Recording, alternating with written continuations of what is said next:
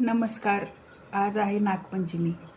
लहानपणी आमची आई आम्हाला नागपंचमीची कहाणी ऐकवण्यासाठी बसून स्पेशली म्हणायची की बसा, नागपंचमीची कहाणी ऐका. ही कहाणी ऐकण्यासाठी हातावरती थोडेसे तांदूळ, हळदी कुंकू मुठीमध्ये धरून हात जोडून सर्व आम्ही भाऊ बहिणी एकत्र बसून ही कहाणी ऐकायचो. तर चला मग सुरुवात करूया.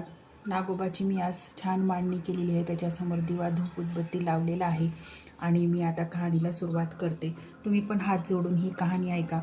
ऐका नागोबा देवा तुमची कहाणी. आटपाट शहर होतं. त्या नगरात एक ब्राह्मण राहत होता. त्या ब्राह्मणाला 5 सुना होत्या. चातुर्मासात श्रावण मास आला आहे.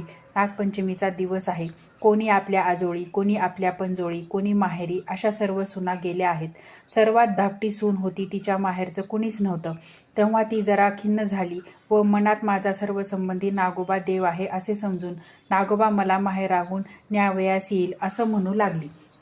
इतक्यात काय झालं, शेष भगवानास तिची करुणा आली. त्यानं ब्राह्मणाचा वेश घेतला. त्या मुलीला नेण्याकरिता आला. ब्राह्मण विचारात पडला. हा इतके दिवस कुठं लपून राहिला होता, आत्ताच कुठून आला? तेव्हा त्यानं मुलीला विचारलं. तिनंही हाच माझा मामा झाला, हाच माझा मामा असं सांगितलं. ब्राह्मणानं तिची रवानगी केली.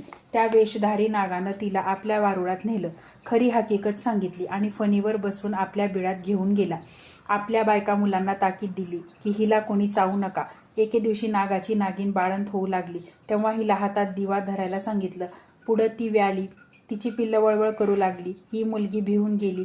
हातातला दिवा खाली पडला. पोरांची शेपट भाजली. नागिन रागवली. तिनं सर्व हकीकत नवऱ्याला सांगितले. तो म्हणाला तिला लवकरच सासरी पोहोचू. पुढं ती पूर्ववता आनंदाने वागू लागली. नंतर एके दिवशी मुलीला अपार संपत्ती दिली. आपण मनुष्य देह धारण करून तिला सासरी पोचती केली. नागाची पोरं मोठी झाली. आपल्या आईपाशी चौकशी केली. आमची शेपूट कशानं तुटली ग? तिनं मुलींची गोष्ट सांगितली. त्यांना फार राग आला.